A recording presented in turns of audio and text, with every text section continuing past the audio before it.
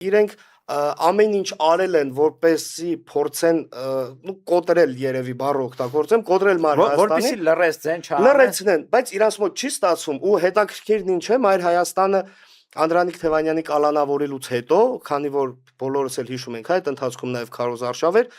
մեր ուժերը ավելի շատացրեցինք այն իմաստով, որ եթե միջև այդ զբաղվում ենք մեր ավագանու գործունեությամբ ու քարոզ արշավով,